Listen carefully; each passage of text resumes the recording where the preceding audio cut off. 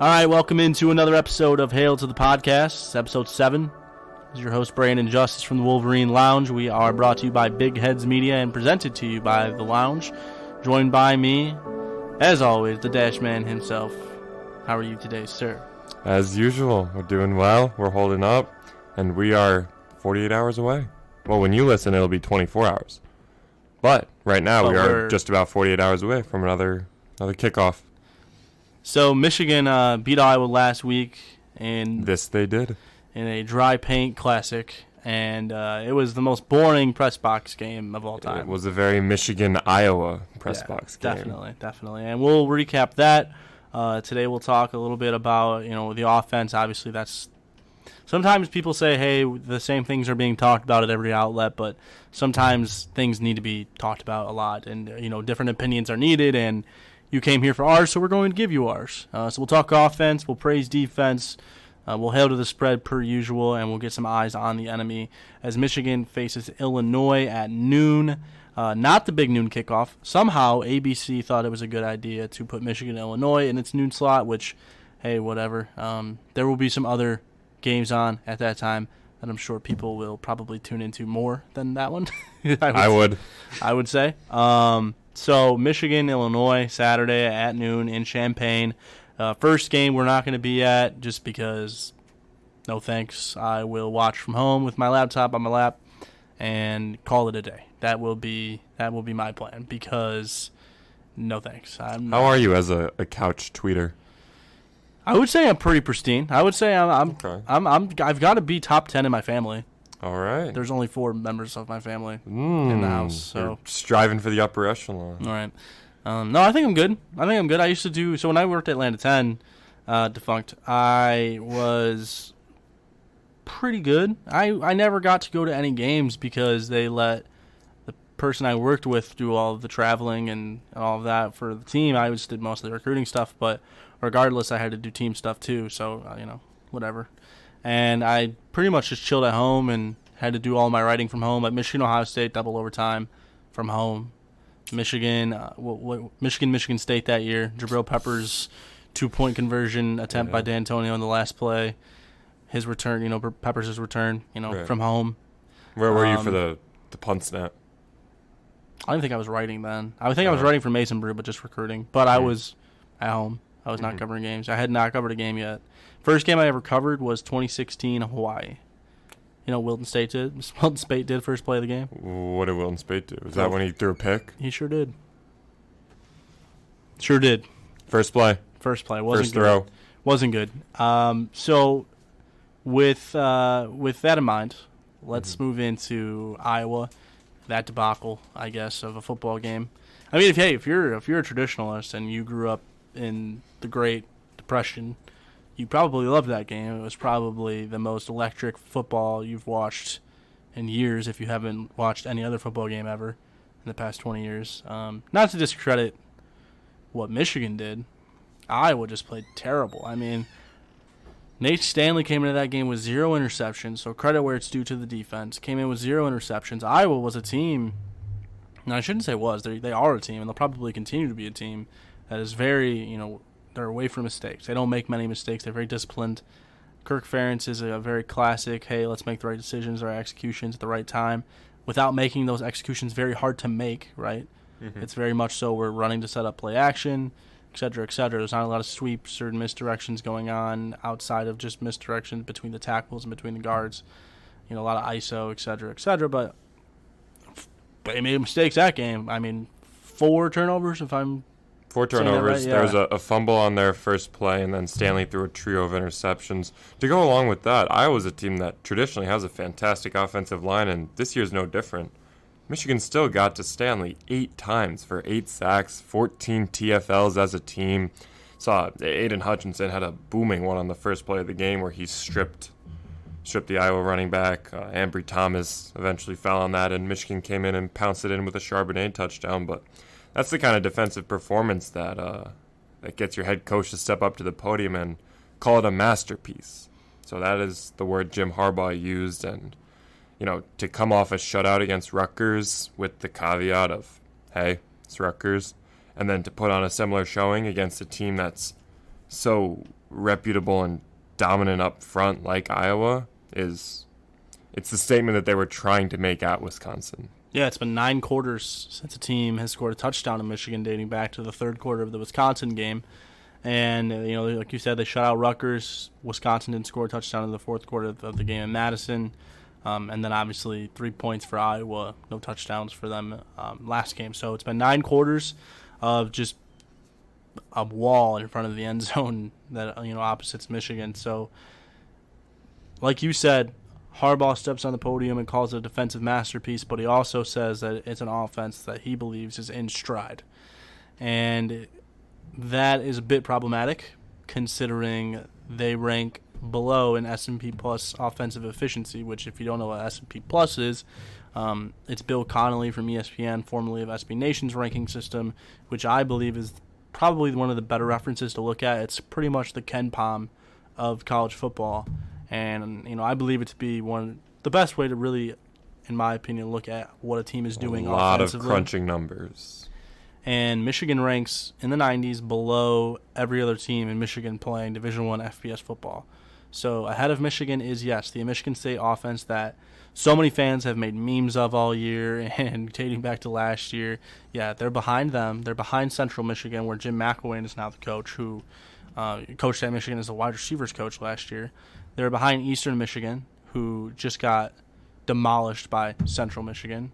They are behind Western Michigan, who is actually pretty solid offensively this year. I think they're top 20, top 15 in that aspect. So, yeah, Michigan's struggles are real, and it's quite evident now. I mean, hey, rankings don't really matter the first 3 weeks, okay, when you're looking at total defense ranks and all of that. So that's fine to ignore them then.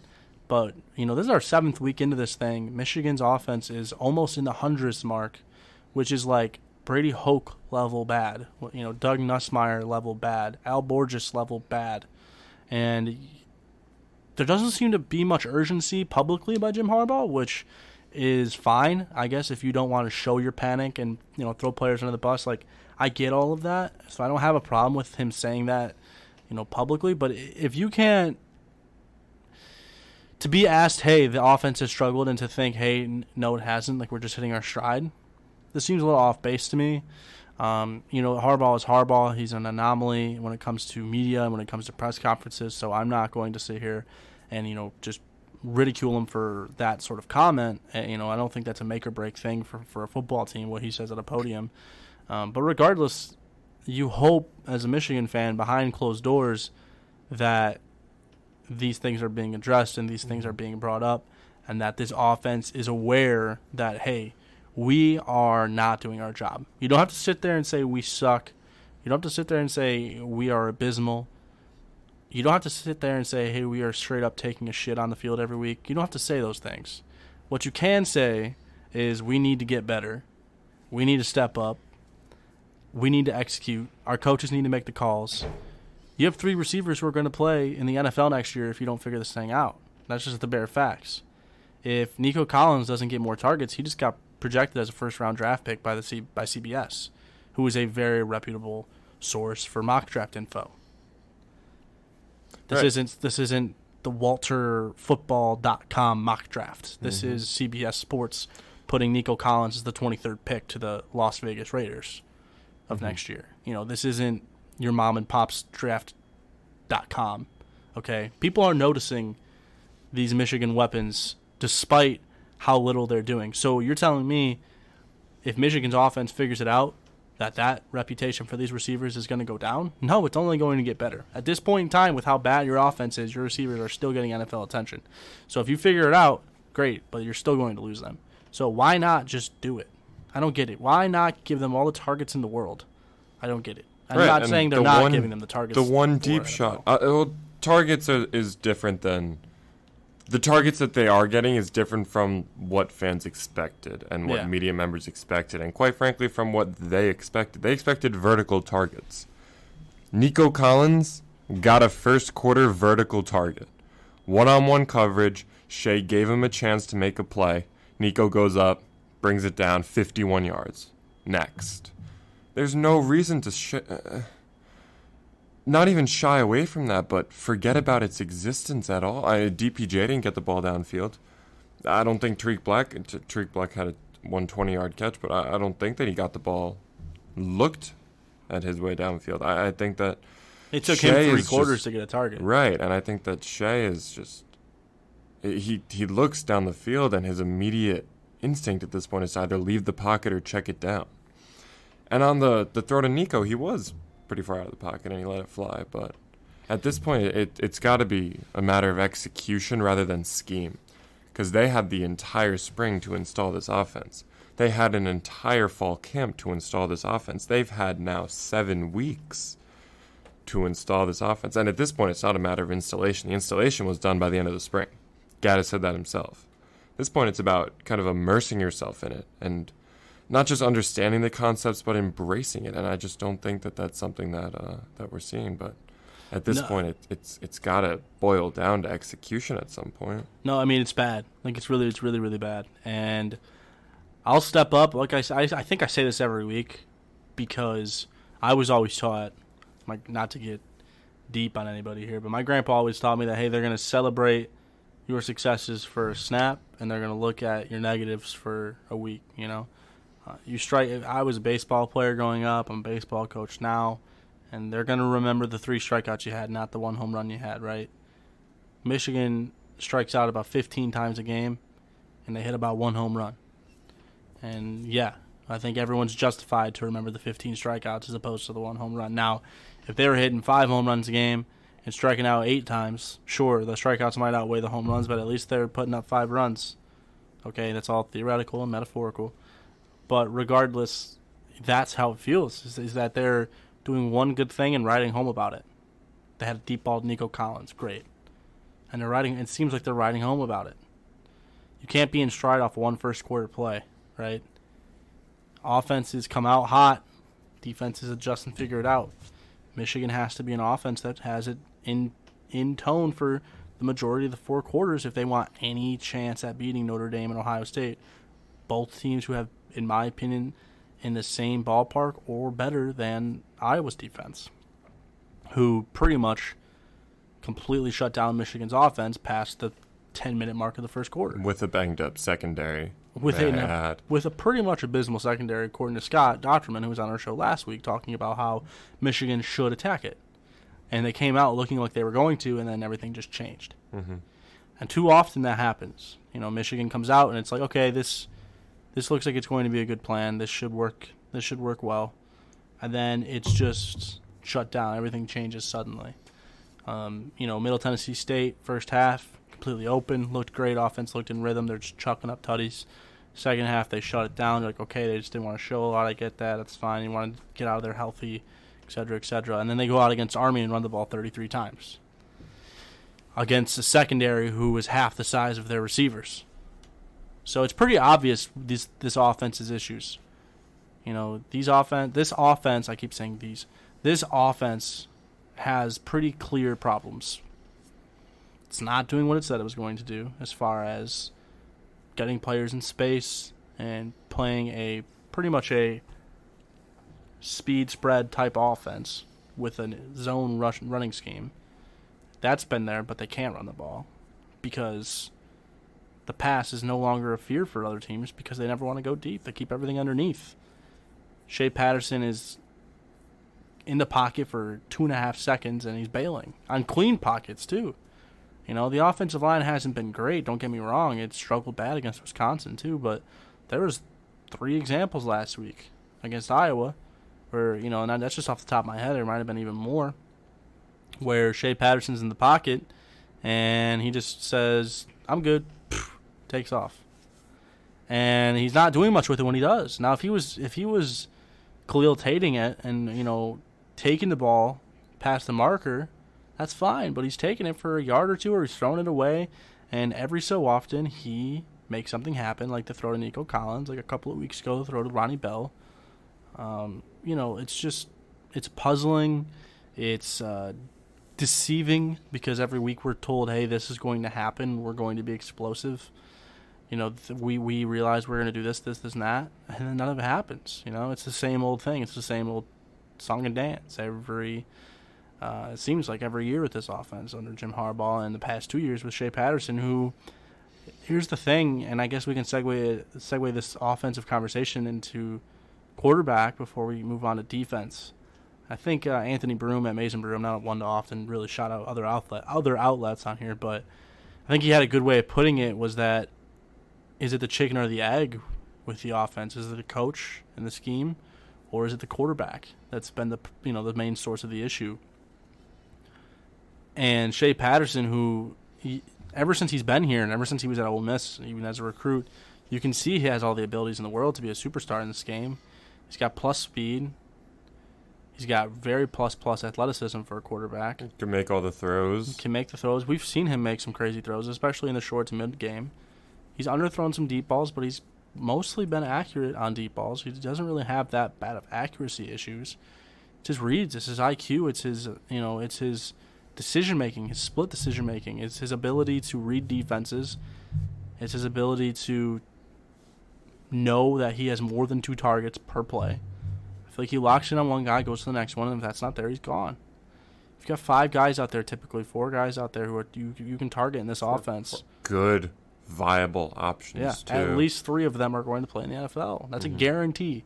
That is a guarantee that Tariq Black, Donovan Peoples-Jones, and Nico Collins are going to play in the NFL. Barring an injury, if the draft were today, I'm speaking towards all 3 of those guys would play in the NFL. Maybe some are 6th round, 7th round because they don't believe in them yet, whatever it might be. Teams are taking chances on those guys, probably within the first day or so. Nico Collins, mock draft is a day 1 guy. DPJ, one showcase, day 1 guy. Tariq Black, probably more of a day 2, day 3 guy with high upside. But I mean, regardless, these are 3 insanely talented dudes who could be the number 1 receiver at multiple schools in the Big Ten right now. Donovan Peoples-Jones in an absolute unit of receivers at Ohio State would still probably be one of Ohio State's main 3 receivers. I mean, Urban Meyer praised him just a couple of weeks ago at how good he was and how bad he wanted him at Ohio State. And what did he do last week? Like 4 for 20-something. It's just sometimes you can't question coaching. Sometimes you have to question players. And I guess this is a question here for that, where it's why, chicken or the egg, like Anthony said. Is it the scheme, or is it Shea? Is it the quarterback, or is it the coaching? And it's tough for Michigan now because it's hard to make a change to Joe Milton because you feel like he's not ready, and I can understand why you might think he's not ready. But against Illinois, you really have nothing to lose. Well, you have everything to lose, I guess. But I mean, you're going to win the game. Let's make that very clear before we even move on to that matchup. They're going to win the game. I feel like this is a game you have to get Joe Milton in early and often and mix him in. Light a fire under Shea's butt. Hey, it's very realistic that, Joe can come in and take this job from you. Even if Dylan's not here, there's still a guy behind you fighting. And I don't think that's going to happen. Just based on what Jim said during these press conferences, he really likes Shea Patterson. Unless he's completely lying and deceiving us in those answers, it just seems like he really doesn't trust. It seems like he really over-trusts Shea.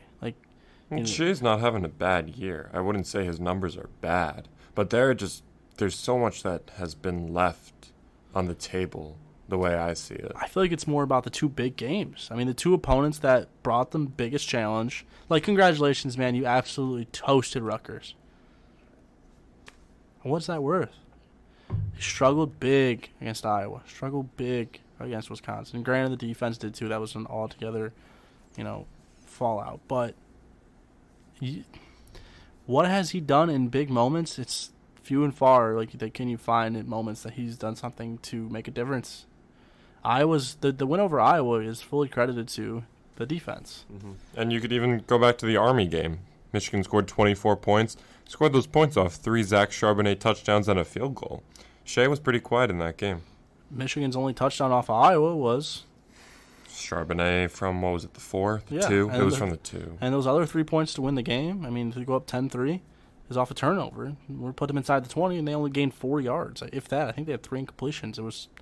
They didn't get a first down. We'll put it that way. And, I mean, goodness, this is college football. You're a Big Ten team with an offense with that many weapons in it. When you get the ball off a turnover at the 20-yard line, got to punch it in. You have to punch it in.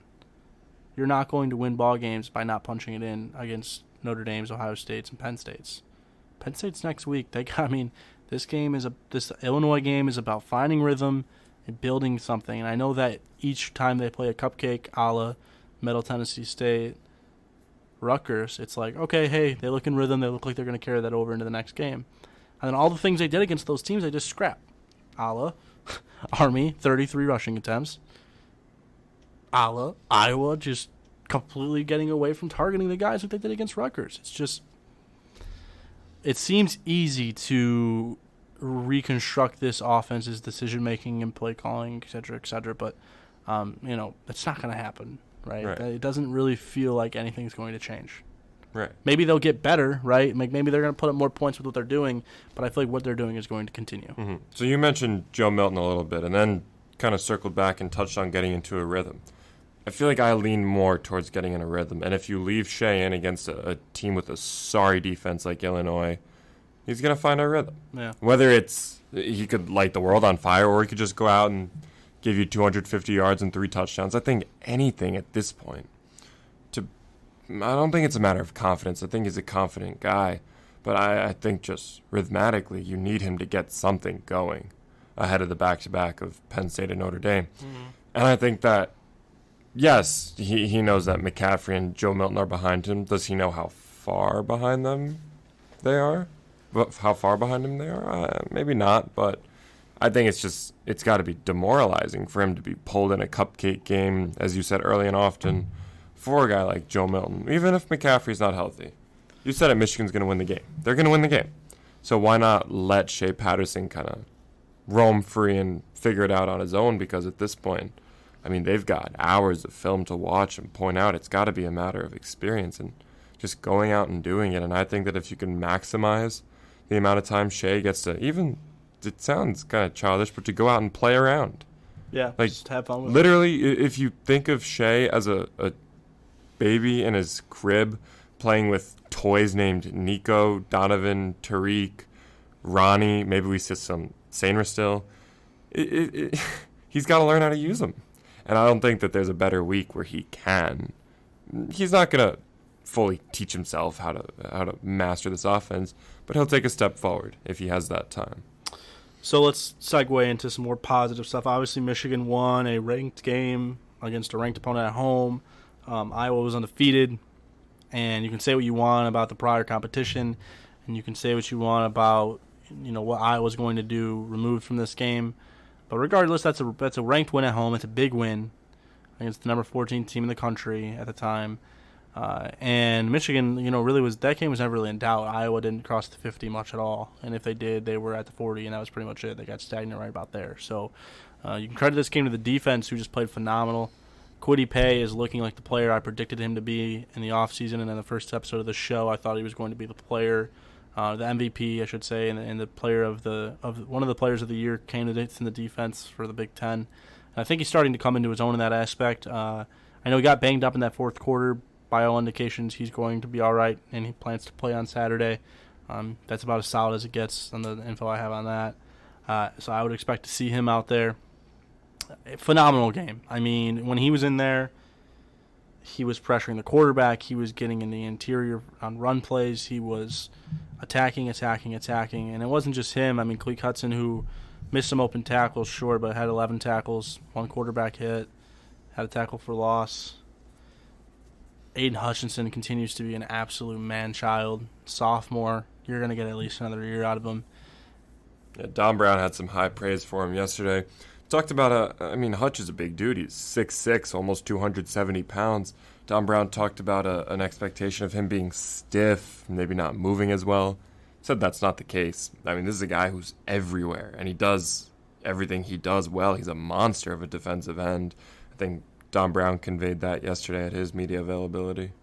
Yeah, and you also saw Mike Dana really come into his own, I think. And I think he's going to be a force to be reckoned with throughout the year, which maybe might mean you might see more of that NASCAR package become more of a norm where, instead of an Uche in that package or instead of another rusher in that package, you instead see Dana, Hutch, Paye in some form with an added Carlo Kemp or Dwumfor. in the interior as more of a first down, second down type thing rather than just a passing down type defensive line formation. Another guy who, here's the thing, I'm just going to make this into its own. Cam McGrone and Dax Hill are two guys who are now they're now starters. Okay, they are definitely 110% starters for this defense. Dax more of a nickel type guy who will mix in at the high safety. If they move down Kalik or they move down Josh, they move down Brad. And a lot of times you see all three safeties in there, Brad, Josh, and Dax.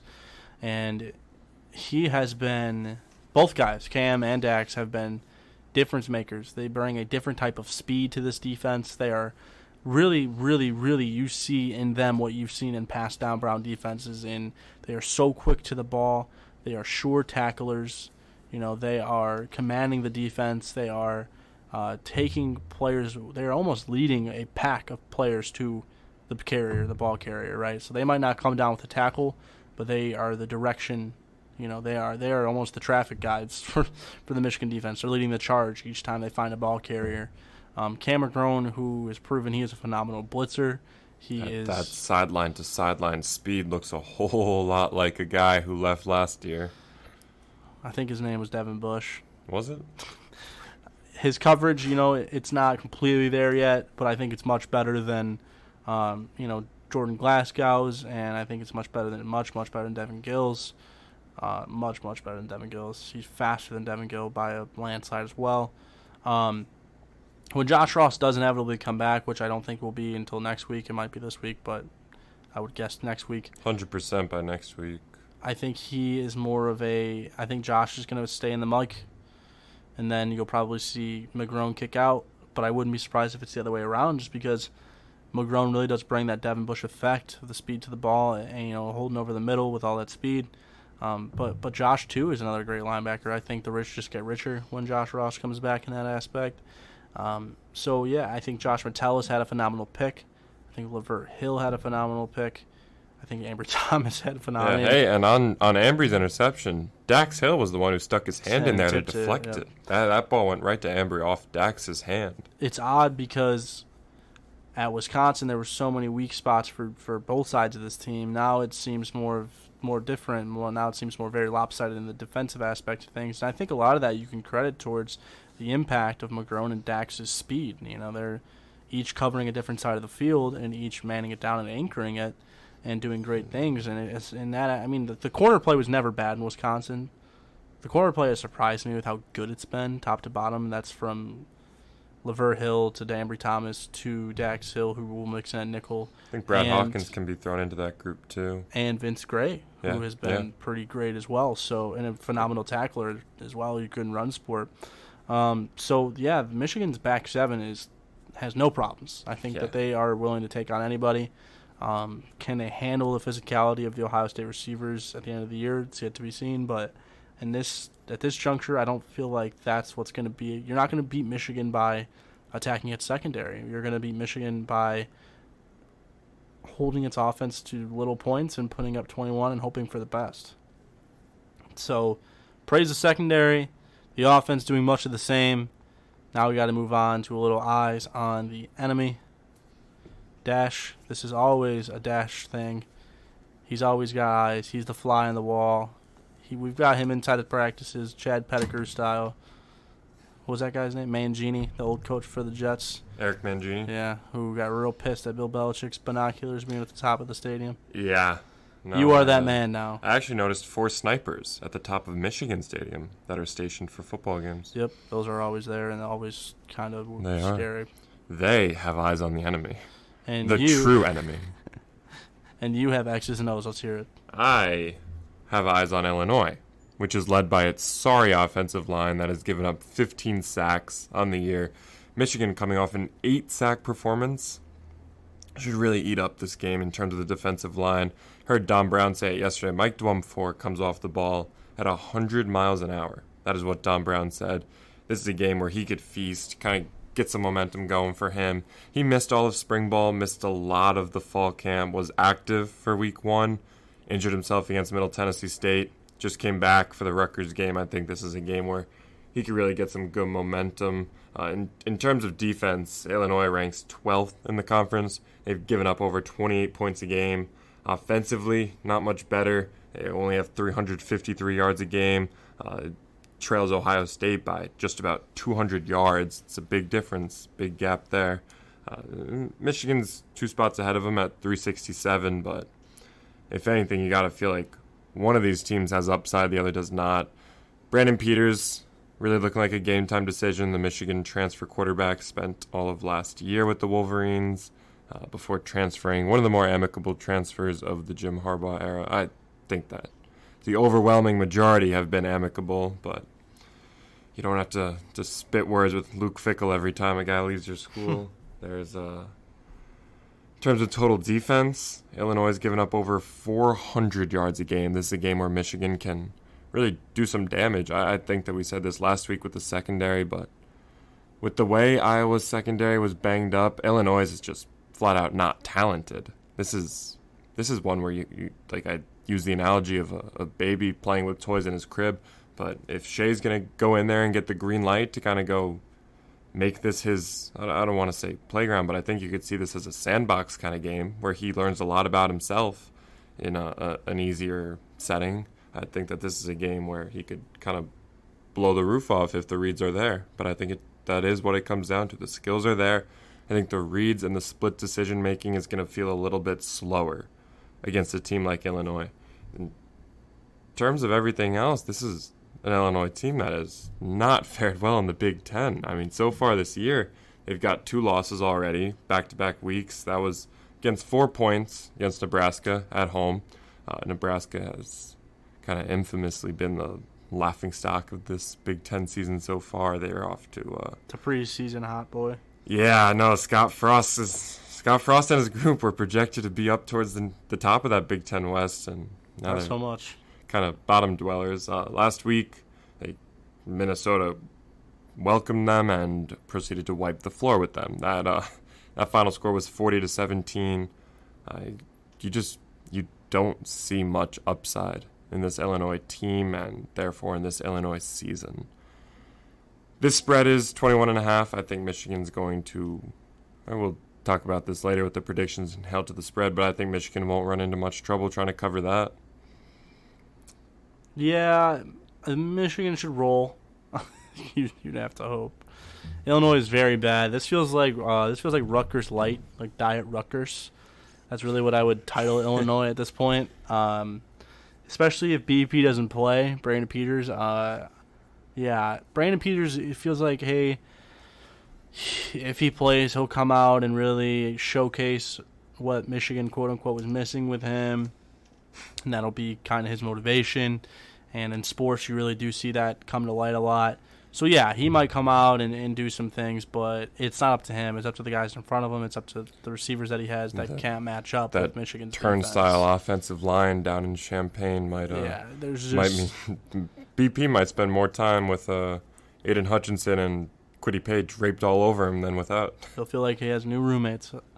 I just don't see a way Illinois can compete to win this game. You see a lot, like, in big underdog games where teams win, or underdogs win, I should say, you often see, like, a spot in the game where it's like, okay, here is a tough matchup for, X team. Michigan just doesn't have really, there's nothing here where I'm like, okay, Michigan's going to struggle, or where Michigan could be challenged here. Beyond Michigan not protecting the football, something that they've been really bad at all year. So their turnover luck continues because, hey, even though they've made a lot of turnovers, it really hasn't detrimented them a lot besides the one fumble at Wisconsin that flipped the game over in the very first quarter. They had plenty of other opportunities to come back in that game and make something of it. It wasn't just turnovers, but, the turnover luck has been marvelous. I mean, they should have lost an Army game off turnovers, and they walked out winners. Last week, despite the fumbles they had, they recovered 2 of them in the matter of like 10 minutes. They recovered them themselves. They can shoot themselves in the foot, but I don't think Illinois can beat them here because the matchups just aren't there. I think Michigan might outdo themselves defensively. I mean, last week they had 8 sacks and 14 TFLs, or 14 TFLs against an absurd, offensive line. I thought that was very good with 2, like what Scott said, a guy who covers them every single day, that They had two guys who were going to be NFL draft picks next year, and they were just utterly dominated. Now you're going to go into Champaign with an offensive line that's far, far, far, far, far, far, far worse, a far cry from what Iowa is. And to expect them to not be just absolutely wrecked would be irresponsible of you as a football mind. I mean, on paper, Michigan's defense should absolutely just dispose Illinois. And if Brandon Peters doesn't play, I don't see Illinois scoring. I mean, I honestly think Michigan might pitch another shutout in the end zone. Maybe Illinois will score a field goal here, but we'll get to predictions later. But that's my take on Illinois. They're literally Diet Rutgers, and Michigan is very lucky to get a nice tune-up before having to go to Penn State. Yeah, and you touched with on Penn State and Kinnick right at night the week before. Yeah, and you touched on fumbles. Illinois might just out-fumble Michigan. Illinois got 9 fumbles this year. They've only lost 3 of them, but they've put the ball on the turf 9 times. You got to look at the position groups here and just figure that you can't point to a position group and say, hey, Illinois has got a convincing advantage there. It can't be done. So Michigan has to show that now. Right. That can't be something that, I mean, at this point, if they go out and lay an egg, then do you sound the alarm before the Penn State Notre Dame back-to-back? Like, do you go into that with any hope at all if you're Michigan? If they can't perform this week? If Michigan struggles at Illinois, then yeah, the alarm has to sound. If the offense struggles, if they only put up between 10 and 20 points, I would say if they don't put up more than 28 points, I guess I should be more kind. If they don't put up more than 24, some things need to change. Like, that's like, don't hit the snooze anymore, like the alarm has to continue until you wake up and make a change, if that's what you do.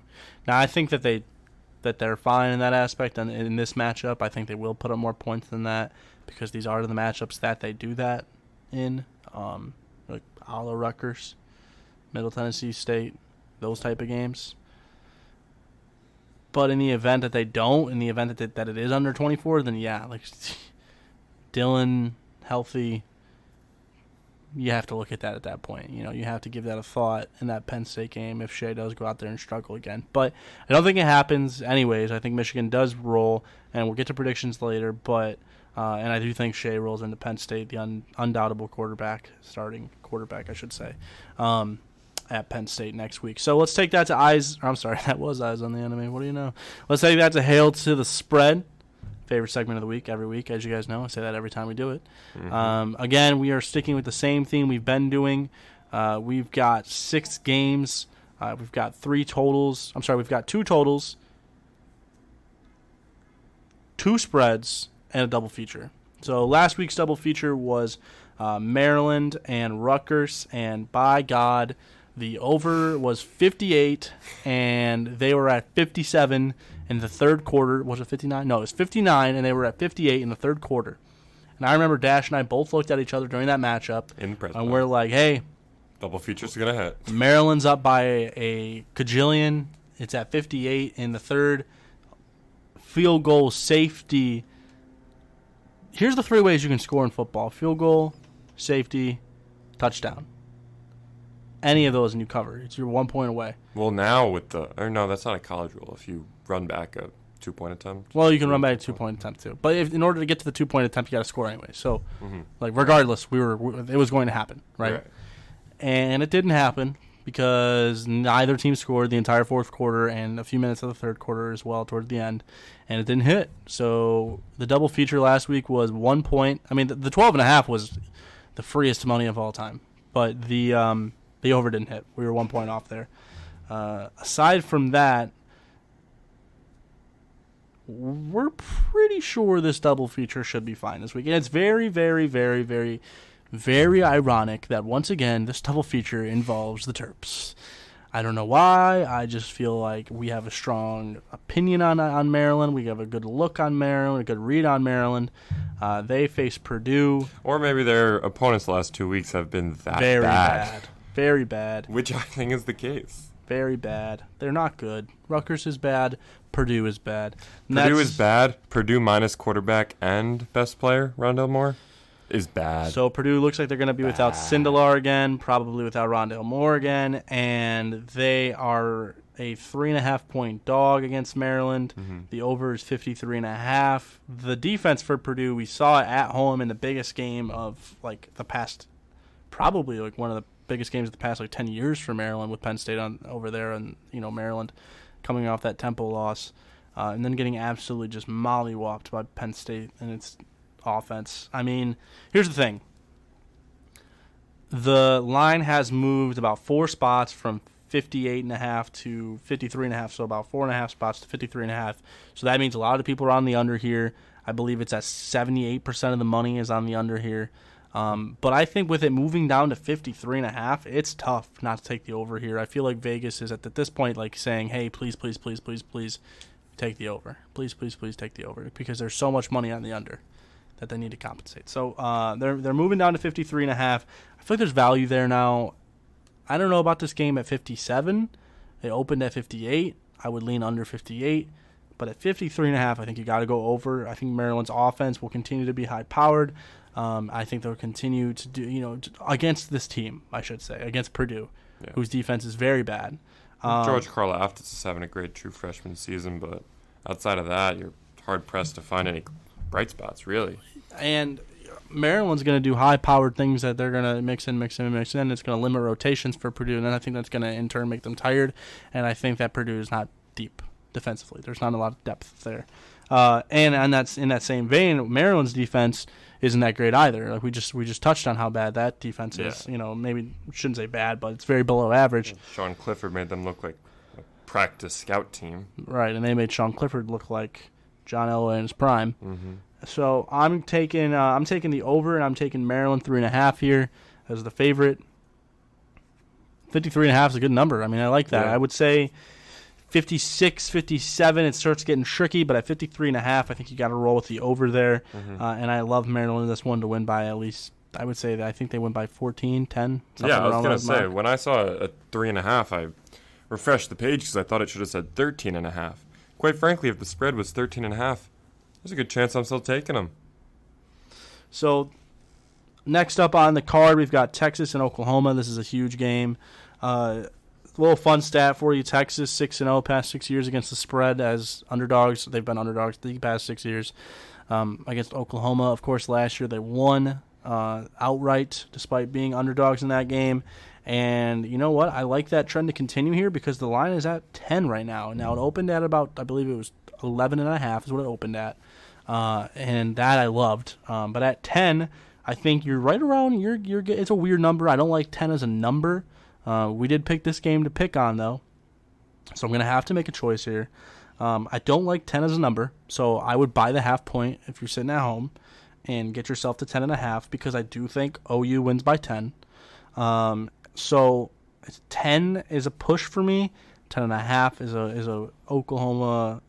is a Texas win for me because I think it's going to be Oklahoma right around 38, maybe 45. Mm-hmm. I would probably lean towards 45 to 35 because, Oklahoma's defense has stepped up. It's been better, a lot better than years past. But Texas's defense is very below average.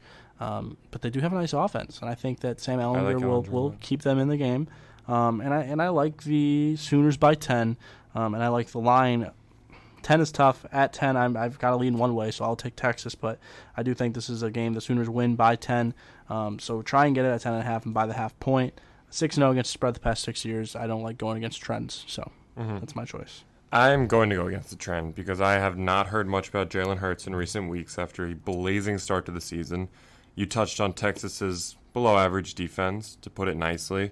I think that this is a game he'll be playing on national television. It's a game where he could get his, I don't want to call it a campaign, but his Heisman candidacy back on track. I think it's an award he wants. I think it would mean a lot to him to transfer from Alabama after losing the job to Tua on the biggest stage in the national title game.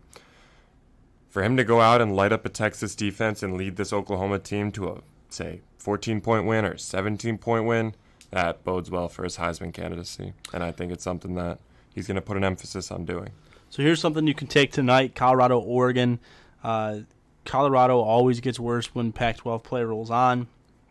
I'm not taking a spread here, though. I'm going with the total. Last week was all about the unders. This week we are big on overs. This line is at 59. Now, I know Oregon's defense has been a lot better this year, and I know the defensive line there, I've liked their defensive line quite a bit. However, Laviska Shenault, the big-time wide receiver for Colorado, I think is the leading charge for a pretty solid Colorado offense that I think is more than capable of putting up 14 to about 21 points against an Oregon defense, if not more. I think that's kind of their floor. Now, the line here, the spread here is Oregon 21, 21-point favorite with a line of 59. Okay, so let's say Oregon puts up 35 points and has to win by 21. At that point in time, you're going over. So, I mean, it's tough for me to not – because I think Oregon puts up probably 42 to 48. Colorado doesn't really have that good of a defense. And I think at that point in time, all you really need out of Colorado is 14, 17, 21 points at most. Which is manageable. And you can even settle for less than 17 and still get away with it if Oregon does its job. So at 59, I like Oregon and Colorado to go over. I like Pac-12 After Dark on Friday nights. However, a lot of points after dark. Last week we got jimmied by UCF and Cincy, who was like supposed to be over of the century, and it wasn't even close to going over. So we're not going to flip flop. We're not going with the back and forth theory. We are sticking with our guns and going with the Friday night over on the West Coast for Colorado, Oregon, or at least I am at over 59. What about you? Yeah, no, I think this game's going over. I think Oregon's going to do the bulk of that work. I really like Justin Herbert to go out and put on a show. This is a guy who's fighting for his draft stock. I think that right now he's probably sitting somewhere in that high first-round range. I think he wants to get into that upper echelon of the quarterback conversation. Real strong quarterback class. Good opportunity for him on Friday night, Pac-12 After Dark football, to go out and maybe, I wouldn't say put some distance between himself, but keep himself in that conversation. So I expect a big game out of Justin Herbert. So let's go to Alabama, Texas A&M. Big game. Obviously, Alabama has been quietly very good this year. Nothing. They haven't won a game too large yet, so that's probably why despite being the number one team in the land, why there really hasn't been a whole lot of, oh my God, can anybody beat them type hype for Alabama, which is typically the case for them. There is some rock, paper, scissors going on in Tuscaloosa. Will we see some of that against Texas A&M in College Station? No, but I do think that we see a big Alabama win. This spread is at 17. I'm going to take it with spread. I think Alabama goes and wins this game by 20-plus with ease. They have no reason to need to make a statement, but if they want to show the rest of the SEC and the rest of the country that they are untouchable and they want to kind of break back into that Alabama reputation of, holy crap, how do you beat these guys? Yeah. A good way to do it is to go put a trouncing on Texas A&M on their own field. Big prove-it game for Bama, like you said. It's at A&M. A&M has faced Clemson. They've faced Auburn. They've had a gauntlet of games, of tough games. Alabama has cruised without much issue. They haven't faced anybody too tough. This is their first real test. I think A&M is beat up after these games and having to go up against this Goliath without much of tune-up. Just consistent challenge where A&M is tough. I really wanted to contrary you here and take A&M with the points. But first off, I hate the line at 17. I absolutely hate it. I would buy the half point and take it at 16.5 because it does feel like a 17-point win for Bama. Yeah, 38-21. But I'll take the Tide because it's far more likely that the Tide's win by 20+ than it is that A&M keeps it within 2 touchdowns. So I will roll with you and take the Tide. Last pick we're going to make, well, I'll add this in there quickly. I didn't want to spend too much time on it. San Diego State, 3.5, take it. That's all I got to say. LSU, Florida. Do you like money? Take San Diego State, 3.5. You should like money. LSU, Florida, huge game, biggest game of the weekend. Absolutely love LSU this year. I think that they are, and I know this is probably like a kid getting AirPods. It's very trendy to say that, but I really think LSU is a playoff team based on what they're doing right now. This is the most balanced LSU has ever been in the past 15 years, probably since their national championship, both offensively and defensively. They have a quarterback who, in Joe Burrow, has become something of an anomaly, just a guy who launches the ball with deep accuracy and has made himself into an NFL prospect, probably like first 3 rounds guy, if not first round, if he keeps this up. Florida coming off a victory as a home dog against Auburn. They have a quarterback who is a backup in Trask, who's came in and spelled Felipe Franks, who's now out for the year, obviously, or for the distant future at least. So Florida, home dog, inspirational win. Now they have to travel to LSU, Death Valley at night against an insane LSU secondary, including Grant Delpit, who will be a top 5 pick. And then, mind you, when their defense goes on the field, they got to face Joe Burrow as crazy group of receivers and a great offensive line. I love LSU this year. This line is, to the naked eye, is inflated at 13.5 based on LSU and Florida both being undefeated. However, I think LSU covers. I'm not a huge big favorite guy, typically speaking, unless they're facing non-conference teams early in the season. But in conference SEC, 13.5 against 2 top 10 teams sounds insane, but so insane that Vegas wants you to take it because of that simple fact. And I'm not falling for that here. Give me LSU minus 13.5 at home. I think they win by 17. I really liked what I saw from Kyle Trask last week. He's Felipe Franks' backup, starting in the meantime for Florida. He completed 19 of 31 passes, threw for over 250 yards, 2 touchdowns. Definitely still like LaMichael Perrine. I think that his 130 rushing yards and a touchdown on just 14 touches last week is pretty symbolic of what he can do. I mean, this is a guy who's doing that against Auburn, who we've praised on this show before, a team whose defense we like a lot. I could see LSU covering, but I think that Florida will keep it very close, and I think this game finishes somewhere around 31-21 LSU, somewhere around that. But so you think LSU's only putting up 31? Maybe 38-28. I don't know if Florida's going to go over 30 in this game against that LSU defense. I'm thinking like 38. I'm thinking like 35-17, 38-17. That's not a close I think game. they roll. Really. I said 17 to be modest, but I think they roll. All right. But I've got strong opinions, so I wouldn't really trust it. All right, let's get to final predictions here, and let's roll this one out. Michigan, Illinois, noon in Champaign. No better place to watch a football game than Champaign if you are broke and want to get a free football ticket. The line started at 19. It's now up to 23 at time of taping. This is 6:30 p.m. on Thursday, which means this line will probably get out to 24.5 by game time, in my opinion. Just keeps moving. It's at 4 points now. There's not going to be any pushback on the Illini because the money percentages are already having Michigan at 78%, which that is a shout-out to the Action Network for that segment. And also for those lines, you can always get the Edge subscription using the code EDGE10 for the annual subscription, or EDGE16 for 16%. I'm sorry, EDGE16 for the annual subscription, EDGE10 for 10% off the monthly subscription. So, Michigan, Illinois, 23 is the line right now. That's pretty inflated at this point to the naked eye, I would say. I do think Michigan rolls. It's a question of what their offense can put up.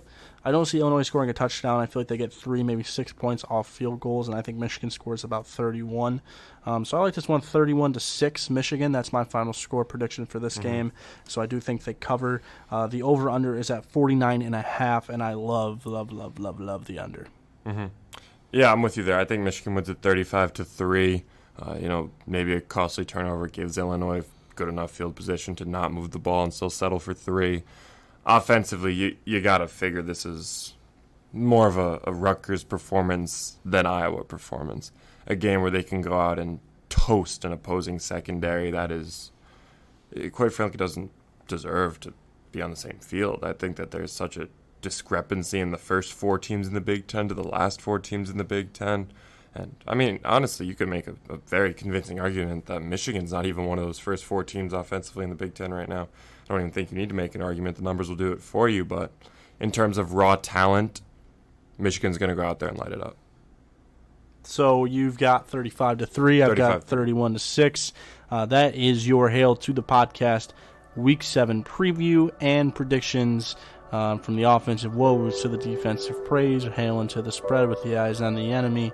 and Michigan rolling against Illinois and heading into Penn State with hopefully some momentum following what Penn State will do at Iowa, which will be at night at Kinnick. Always gets weird.